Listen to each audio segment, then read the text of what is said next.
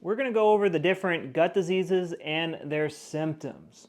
The modern definition of Crohn's disease is inflammation anywhere from mouth to rectum.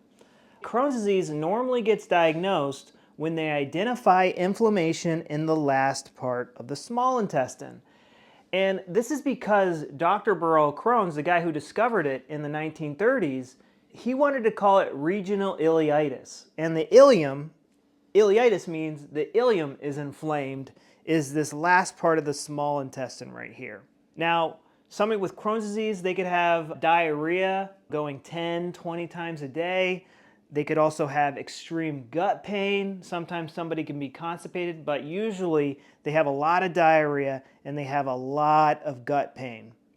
Now, somebody will get diagnosed with colitis when they do a colonoscopy and they see inflammation in the colon.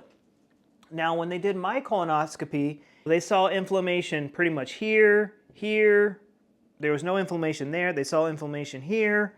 And then they barely got the little camera in here, and this was all inflamed. And they wanted to check things out more, so they did an MRI, and there was just like inflammation all over the place. And also they did an endoscopy, and it turns out like a lot of my stomach and duodenum was inflamed as well. This is why I don't like the term Crohn's disease, because these are all like, they're similar, but they're separate organs. And now a brilliant German doctor discovered that these organs are actually going in and out of overdrive due to a traumatic event, or in my case, multiple traumatic events. I believe this up here was caused by like my parents taking away my video games when I was little. The small intestine was going in and out of overdrive because I couldn't absorb girls in high school. The colon was just, it's crap I want to get rid of, but I can't. You see how it's always linked to the survival purpose of the organ? It's hard to diagnose just based off symptoms because the small intestine and the colon, they almost produce the same symptoms: diarrhea and gut pain. Now, if somebody has blood and mucus in their stool, they probably have at least inflammation in their colon, because if the small intestine is producing blood and mucus, usually it's getting reabsorbed along the way. Now, somebody will be constipated if the conflict they're suffering from is, what is something I want to absorb and hold on to, but I can't. Diarrhea is, what is crap I want to get rid of, but I can't. Now, there's a new term called SIBO, which stands for small intestinal bacteria overgrowth. And this is where there's, someone has a lot of bacteria in their small intestine. Now, when the colon goes into overdrive, these bacteria and fungi are made by our own cells and assist the intestines with these overdrive processes. Now, this is super oversimplified, but I go over this in much more detail on what to do to get better in my free mini 13-day protocol. It is in the bio link. This is what I did to get better. Now, if you have diarrhea and it's like very green and stinky, then you might have bile in your stool. And this is due to the gallbladder.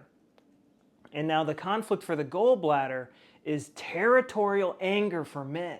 Or for a woman, it could be territorial anger or an identity conflict, where it's like, I don't know if I belong to this tribe. Where somebody in the tribe is really making me angry. Something in the tribe is like, in my territory and my tribe is making me very angry. Or for a female, it can be 50-50 either way of, I don't know if I belong here or not. And every time that conflict, is put in your face, the gallbladder goes in and out of overdrive. It dumps bile into the intestines, and it's super inflammatory. It's like bleach. It just comes out burning. Down towards the anus, someone could have an anal fissure or a hemorrhoid.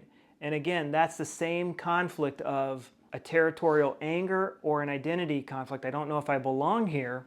And a perianal fistula is caused by the perianal ducts going in and out of overdrive, and they just become a mess.